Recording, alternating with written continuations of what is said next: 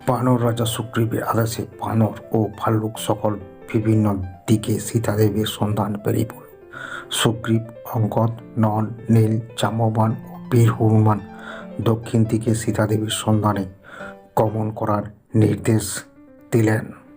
প্রস্থানদত্ত এই দলের সকলের শেষে বড় হনুমান শ্রী ভগবানের চরণ যুগলে নিজের মস্তক স্থাপন করে অনুমতি প্রার্থনা করলেন।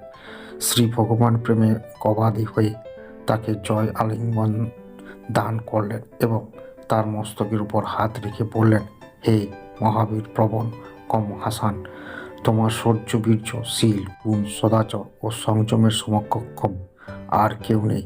তোমার কাঠ কিস পবনে সক্ষম।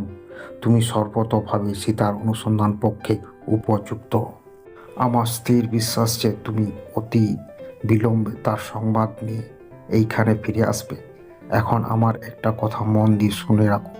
সীতাকে তো তুমি পূর্বে কখনো দেখোনি। তুমি যে আমার সেবক ও দ্রুত, তা সীতা বিশ্বাস করানোর প্রয়োজন হবে। তাই আমি তোমাকে নিজের অঙ্গুলি প্রদান করছি, এতে আমার নাম অঙ্কিত আছে।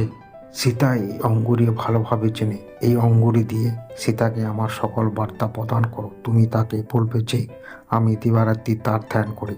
তার সন্ধান পেলে এক মুহূর্তে বিলম্ব না করে রাবণকে বধ করে তাকে আমার কাছে নিয়ে আসবে।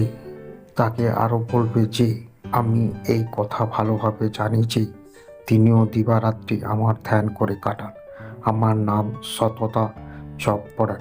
আমার মন সততা আমাতেই নিহত থাকে, আর আমার বিয়োগে যে তার অপরিমাণ কষ্ট হচ্ছে তাও আমি ভালোভাবে জানি। কিন্তু তাকে এতে একটু বিচলিত হতে হবে না। তার কষ্টকাল প্রায় সমাপ্ত। এইবার অতি শীঘ্রই তিনি আমার দর্শন লাভ করবেন। আমার পরম প্রিয় হনুমান, এইভাবে তুমি সর্বভাবে সীতাকে সান্ত্বনা দিয়ে আশ্বস্ত করবে। ভগবান শ্রীরামচন্দ্র এই সকল কথা শ্রবণ করে শ্রী হনুমান তার প্রেমে মগ্ন হয়ে অশ্রু সজল নয়ন হয়ে গেলেন। তিনি ভাবতে লাগলেন, আজ আমার জীবন ধন্য হয়ে গেল।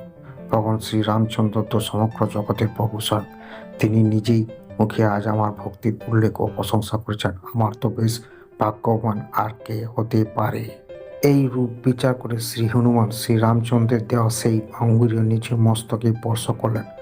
ভগবান শ্রীরামচন্দ্র পুনরায় তাকে অলিঙ্গনবদ্ধ করে বললেন, হে পবনপুত্র মহাবীর হনুমান, আমি তোমার আশীর্বাদ দিচ্ছি যে তুমি সকল বাধাবিঘ্ন অতিক্রম করে সীতার সন্ধান নিয়ে অতি শীঘ্রই আমার কাছে ফিরে আসবে।